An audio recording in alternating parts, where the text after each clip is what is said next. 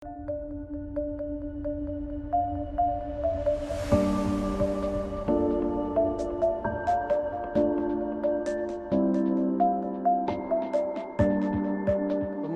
melalui Undang-Undang Pemajuan Kebudayaan Nomor 5 Tahun 2017 menempatkan manuskrip pada urutan kedua dari 10 objek pemajuan kebudayaan. Manuskrip yang berisikan tentang rekaman kebudayaan masa silam dapat dimanfaatkan untuk kepentingan masa kini dan masa yang akan datang. Pemanfaatan tersebut dapat menjadi media diplomasi internasional dengan mendaftarkannya menjadi salah satu Memory of the World di UNESCO.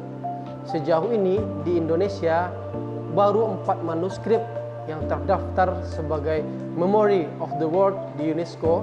Yang pertama adalah Babat Diponegoro, yang kedua Naskah Negara Kertagama, yang ketiga Illa Galigo, dan yang keempat Panji.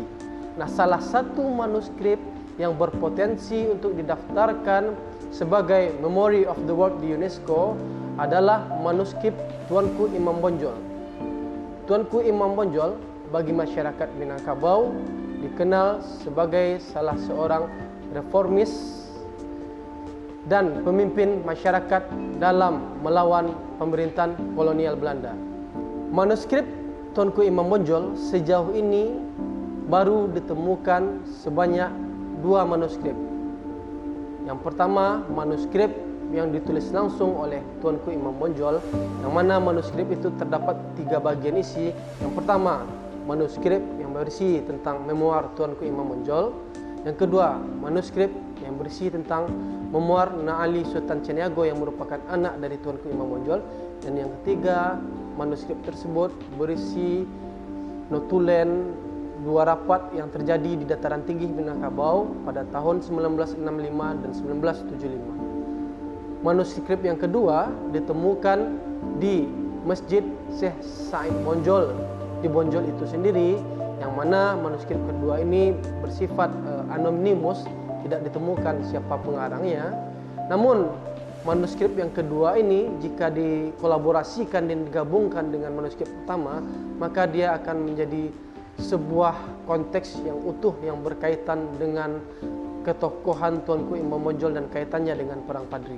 Manuskrip yang pertama yang ditulis langsung oleh Tuanku Imam Bonjol itu sempat hilang selama 23 tahun lamanya. Manuskrip itu sempat dipamerkan di Istiqlal di Jakarta pada tahun 1991.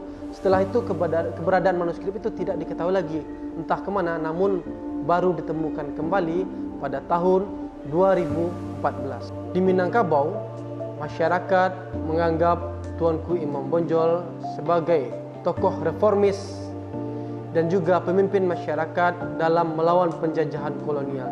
Tidak hanya itu saja, bahkan pada pelajaran-pelajaran sejarah yang diajarkan di SD menunjukkan atau mengajarkan bahwa Tuanku Imam Bonjol ini adalah sosok pahlawan. Tidak hanya itu, bahkan foto Tuanku Imam Bonjol diletakkan pada mata uang rupiah di Indonesia, yakninya mata uang Rp5.000. Selain itu, foto Tuanku Imam Bonjol juga disejajarkan dengan foto-foto pahlawan lainnya di bagian sampul belakang di peta-peta yang berkembang di Indonesia umumnya. Oleh karena itu, manuskrip Tuanku Imam Bonjol tidak hanya saja penting bagi akademisi, tapi juga penting dalam kaitannya terhadap sosial budaya. Oleh sebab itu, penting manuskrip ini dimanfaatkan, dilestarikan, dan dibina baik secara teks maupun konteksnya.